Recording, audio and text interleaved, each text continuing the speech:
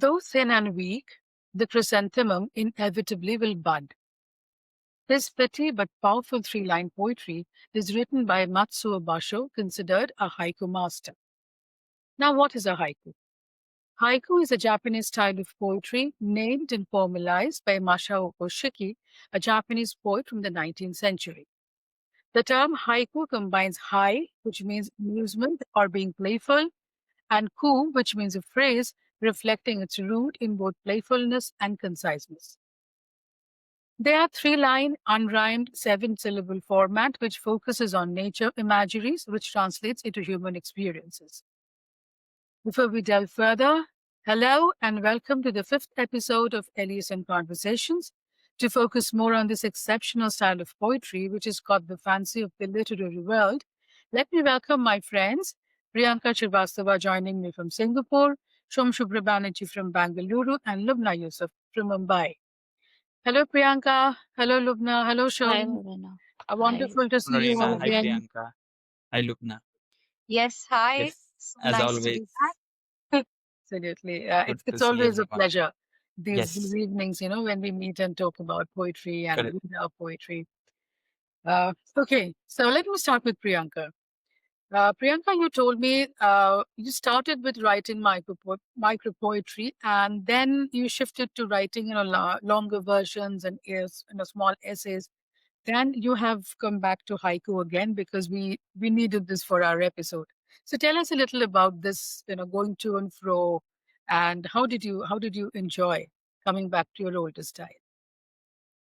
Uh, it was difficult because I've become used of writing lengthy ones, essays and all those lengthy poems. So, but I tried my best to write something, which looks like a haiku. I don't know how perfect it is, but yeah, it spoke to me. I mean, I just played with the image moon and then I wrote it. So yeah, it was quite meditative process for me to contain my thoughts in few lines and to say, in few words. Yeah, haiku apparently seems easy, but when you start writing it, it isn't at all. So, would you like to share what you wrote for us today? Yeah, sure.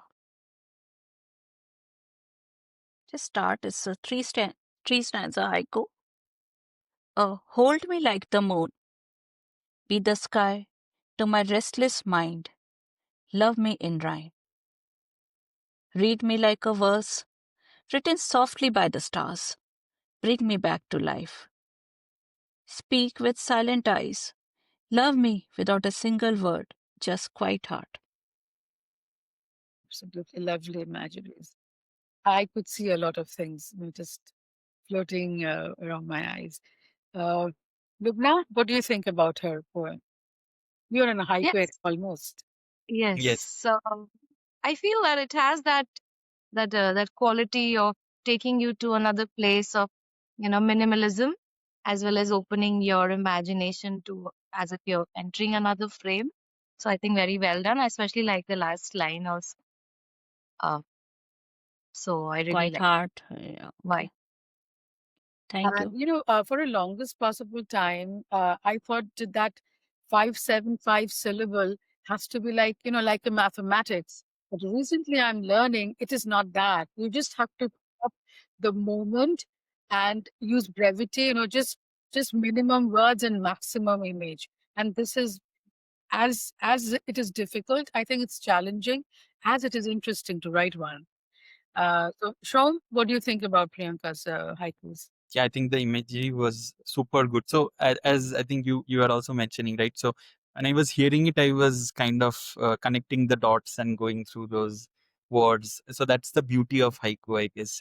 You as Lubna also mentioned, right? It's minimalist, but your imagination imagines the rest of it. So I think what Priyanka read was very very good. It's beautiful. The power of Thank you so haiku, much. yes. Yes, yes, yes. Yeah. Okay. I'll come to Lubna last because she, I'm sure, has a lot to speak about haiku. Shom, let me come to you. You have a book on haiku, and I read that, and it was a wonderful combination of prose and haiku. So tell us a little about how haiku came into your life, and also what you will be reading to us today and why. Yes. So haiku came in accidentally. So I was again working in the office, and somewhere I think a note or something came up, which was a 3-line poem, and I did not know anything about it. It's like 5 years back. But then when I explored a little bit, I then encountered this poetry format called haiku. I was very fascinated with it. Then and I was starting to write on Medium at that time. So my first haiku, my first poem, whatever I have published in my life, it's a haiku. So there was this pub called Haiku Hub where I had published it. So yeah, a haiku was my first poem ever written in my life. So it's very special. This haiku is, and after that I grew curious about it. I read more about it. Then I came across Haipoon, and then I finished writing it. And then Lubna kindly agreed to do the beautiful line arts for my book, which are absolutely brilliant. So that helped a lot. And yeah, that's how the book came into being. And yeah, I think it was a great experience. I haven't explored the form after that, returning back to my prose poetry stuff, but yeah, I need to Yes, read. I read that book, and your high bones and Lubna's line art is they just merged. It's Yeah, a yeah. fantastic experience reading your book. So, what do you have for us today, Sean? Um, I will pick up, I think, 2 to 3 haikus from that book itself. So the first one is again about my grandmother. So when I was young, and her brothers used to stay at a very far distance from where we stayed, and she used to drop these letters somewhere in the country, somewhere outside the country. So that was very interesting. I did not know much about how things used to operate, but I used to see those red boxes where she used to drop the letters. And this haiku is an ode to the love, perhaps. So it goes like this: partitioned countries, a string of love flows through wires, handwritten letters.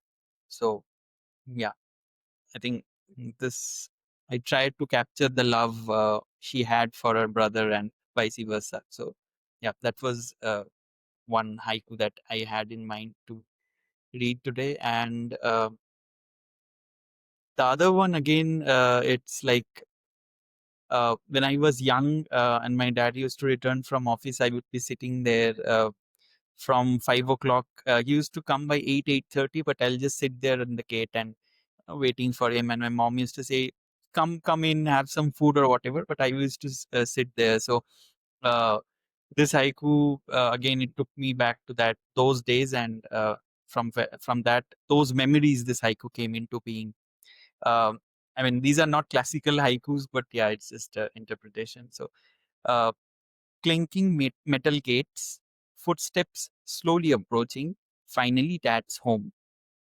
Uh, so this was from my childhood memory. But now, when I go back home from Bangalore, the whole thing has just flipped. So now my dad keeps waiting for me when I am on the train, and he's like, okay, he'll come. And my mom, being the constant as she was at that time for me, now she's for my dad, like, just come in, he'll be there, don't worry. But yeah, he stays there near to the gate. So now the flipped haiku goes like this: clinking metal gates, footsteps slowly approaching, finally son's home. So yeah, those were the ones that I wanted to recite today. Thank you. They're Thank you so much. excellent. They're excellent. And the kind of emotional navigation you do with all your poems, Sean, they're absolutely excellent.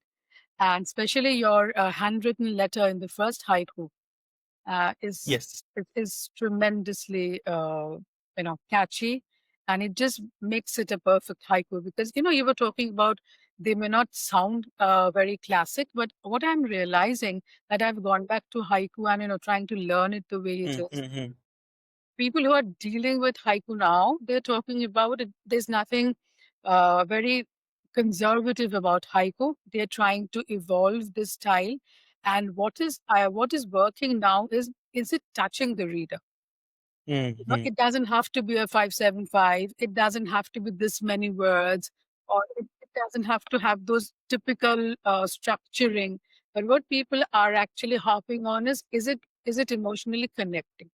and how well those 3 or 4 words are actually connecting. So I think yours is pretty classic because it connected all the three, connected very, very well. I mean, absolutely wonderful haikus. So Priyanka, what do you think about Shom's haikus? Yeah, because the first one, because it took me back to those days when we would wait for the letters, which we don't do now. Only Yes. I get the Rakhi courier for Advai. So, yeah, this is totally, and I used to write that time. So, yeah, it brought back that memory, childhood memory that I used to write and I used to receive letter from my parents in hostel and from my cousins in my childhood home.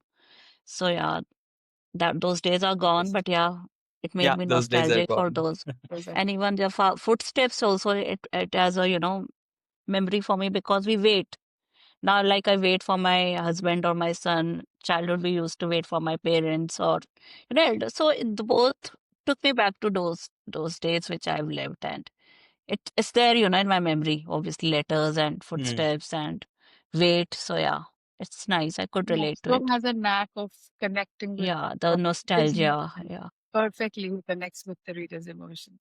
yeah. Yeah, Lubna, what do you think about Shom's poems? Yes, so I remember when I was actually illustrating for the first haiku. It was so powerful because it speaks about partition, a very difficult time that we have not experienced ourselves.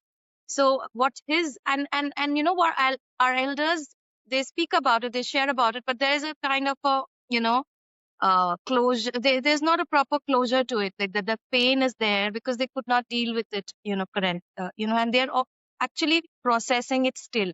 Whoever lives, who has gone through.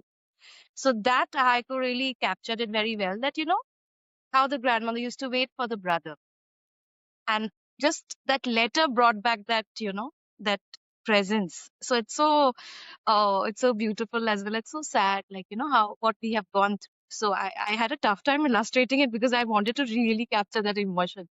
So that is a very powerful one. And obviously the father and the son, tracing each other's roles, waiting and coming back is also very powerful. How life brings us back to that one circle. Yes. And in those just 3 lines, he's actually done a very good job of, completely, you know, capturing that emotion. So yeah, it's a really good And one. also, there's one element of innocence, in all the three he spoke about. There's an underlying sense of innocence that it's seen through a child's eye. Seen through a child growing up. It's a Hmm. beautiful work that he's used in his poem. Circle. I really enjoyed Hmm. it. I really enjoyed it. Thank you, Shom. It was a wonderful experience listening to you reciting your Yes. haikus. I just because we are talking about it, I'll take one moment to Please, show you Lubna's artwork for the partition one. So I think that please, that would be would be something interesting. wonderful. Yeah. Is it visible? Yes, it's visible. Yeah. Mm, So if you can visible. see, this was the artwork that she did for that grandmother Wow. writing the letter. So you have the letter here. There is a small heart. There are these Beautiful. And there leaves. are eyes, There's an we eye just and want to see. Yeah, the inner eye. Yes. yeah, then an eye, and you have this Stunning work, Bengali. Lubna. Yeah. Stunning. And where was the other one? I'll quickly show that as well before we. Uh, yeah, this is the dad's knock on the door. So this is these are the footsteps here, and you have so beautiful. I thought this best time to show it, right? And just looking at this, line diagram, you like it's everything is there, all the emotion, all the words, Yes, it's totally that's there. that's And to that's add up your own words, I know I've read this. I even made a review of this. I yes, enjoyed it yes, so much. I've read other Shom's books also. They're equally good, but I think this one is very special. What yeah, Shom did with this book is very, very special. So great. Uh, yes, yeah. so No, Lubna finally, can go ahead. let's come to Yes. Lubna. What do you have for us today? And just tell us a little about, because you have 2 books. Tell us a little about your experience in writing a haiku book and writing haiku in general. Yes. So incidentally, my first book like is an Urdu book and it has long poetry, and I was trying to make other writers who are established in the Mumbai industry to read them. And I met a very big writer, and he read that some portions of the book, and he suggested, why don't you, make it more concise? Why are you using three paragraphs to say something which you can say, in maybe one paragraph, and that will make it even more powerful. And that got me thinking. And that entire day I thought, and I came back to my English books and other books, and that's when I thought of, writing a haiku. I knew about haikus, I'd never written one. And this was just during the time of COVID. And I wrote my first haiku. And I realized that it was very meditative, very peaceful, very calming. And after a couple of haikus, I got them published on Medium, and I got to the rhythm of it. And I realized that I really enjoyed, writing a haiku in the morning, starting my day with a haiku, maybe drawing something, and that minimalistic art form and that expression in so few words of something so powerful that I want to, convey became a routine exercise for me. And I actually ended up writing an entire book of haikus. And that is called The Purpose of Flowers. Okay. And this is my first book of poems. And incidentally, they got published during the time of COVID because that's when we broke the COVID. And it did very well, in fact, and it got good reviews. So it opened an entire new world of this Japanese art form of writing. And I realized that I'm not the only one who loves haiku. There is a huge community of people Oh, throughout the world. yes. And it's one of the most ancient forms of writing. Earlier, it was used to write prayers and hymns with these syllabic, structures because it helped in meditation and calming. It had a very calming, peaceful effect with those syllabic forms because it was originally written in Japanese, so the syllables are different in Japanese language. But when we write it in English and still use those syllabic patterns, it still has a similar impact, but it's nice. It also exercises your brain and it kind of challenges you as a writer of how much you can express in such few words. So that is something I really love. So I'm going to read some from my book. Sure. And so they don't have names. They are written in always not no capital letters are used in haikus, and they have very minimal punctuations also. That's how the haiku goes. So I've numbered my haiku. So this is number 40. Yellow swarm of bees, a lonely flower in spring. We kiss in love's fields. Mm. Second one is love's a buried seed, nourished and devoured by time. Life is passing. Mm. And I've got this image drawn for that very easy. Yeah. And Yeah. the previous one had this minimal art form. Okay, very clear. Can you, is it possible for you to present it in any way, Lubna? Maybe I'll share it with you later because I don't have that. I have the book, and maybe I can just squeeze it here for you. Yeah. The right one is It's yeah. visible, This but not very yeah. It's a bit clearly. hazy. Yeah. Actually, but yeah, this can be seen. Yeah. Okay. And the final one is something that I tell myself a lot. Hope and dream some more before it is time to sleep. Enjoy the flowers. Mm. Your haikus are really powerful. And especially the first one, the way you've Yeah. used The kiss first one. and lonely. I mean, they're so contrasting and, they just create Yes. that strong sense of, that loneliness, being alone, and that desire to be with someone. Beautifully done. Beautifully. Thank you. And all the three are good, but this one just really stuck me. I mean, The it's twists it's are a, it's very a, it's a loner's haiku, absolutely. And yes. I'm a loner and I enjoy everything that leads to being a loner. Excellent. Okay, Shom, you were talking.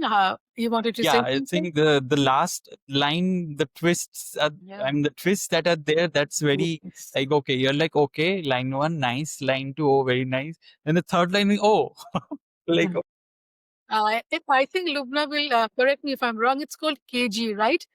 In Japanese, KG, which means that there's just this spunk, which you need to get through. oh, okay, Because that is a it's very part of kind the of a thing. very powerful haiku where you just read and maybe the last word or the last Understood. sentence, Okay, it becomes like the punch. okay, Yes. The okay, punches are understood, excellent. The punches are really understood. excellent. Oh, that's Yes, very in interesting. sonnets also we have the last two lines as a volta, Mm, turn of mm, thoughts. So mm, mm, similarly in haiku, what Mona said is mm. the last Yeah, twist yeah, which adds to the punch. Yeah. True. right, True. right, And right. what I was realizing now that I've started writing haikus almost every week now, uh, to get into this moment, it is so difficult. Uh, like if you're not into that, in focused and in a very meditative state, it is so difficult to extract that moment out of you. Or maybe even if you sing something in nature, because haiku starts with nature, and you want to Mm, internalize that, it has to be a totally focused, attentive, meditative state, and to think that they are just three lines and they tell the world where you belong. I mean, it's an amazing, amazing exercise. So even if you're anybody who's not really into poetry or not really into reading and writing, full length, difficult, and those classical poetry, yes. this can Mm, be a therapy, trying to write a true, heart, because true. I was not someone who came from the background of a poetry, but when I started writing I could feel it was a therapy for me. So anybody who's not really think that they're not in a right shape, maybe having a bad day, they just little scatterbrain. You can just sit down and write three lines what you think about yourself or how you feel about it. It doesn't have to be a perfect poem, but just three lines. What you're feeling in that moment. This is so therapeutic. I've really experienced that. Well, okay, Priyanka, your take on Lubna's poems? Lubna's poem, because she told she wrote during pandemic, so I couldn't see, the loneliness part No. exhibited in the first one. Because that's how we felt, that time, wherever we were, away from family and all. And then the contrast with the bees, and then the second, I love the last one actually. Live as the flowers one. So all the flowers, and then I love flowers, I love nature. So yeah, it's all it's all pretty for me. I love life. So yeah, that's all. You all love life, however hard it can get for us, we have to love Yeah. life. Yes. And maybe that's the reason we write poetry, because that is where we channelize our whatever little dark, whatever little negativity that develops, which is very normal for us humans. And it's important in a way that we channelize them in a more productive way. And poetry is probably the best form. Poetry, art, if you're into art, or if you're into any other kind of writing, fiction writing, uh, is so, so therapeutic. And yes, this has been a good experience sharing all of you doing your job, which you do very well. And I think this is where we come to the end today. And thank you for being with us. Thank you, Priyanka, Lubna, Shom, and whoever on the other side of the screen listening to us right now. Thank you very much for being here. And we'll come back with the next. Stay tuned. Thank you. Thank you, Manolina. Thank you so. Thank Thank you, you, Lubna. thank you. Thanks, everyone. Thank you.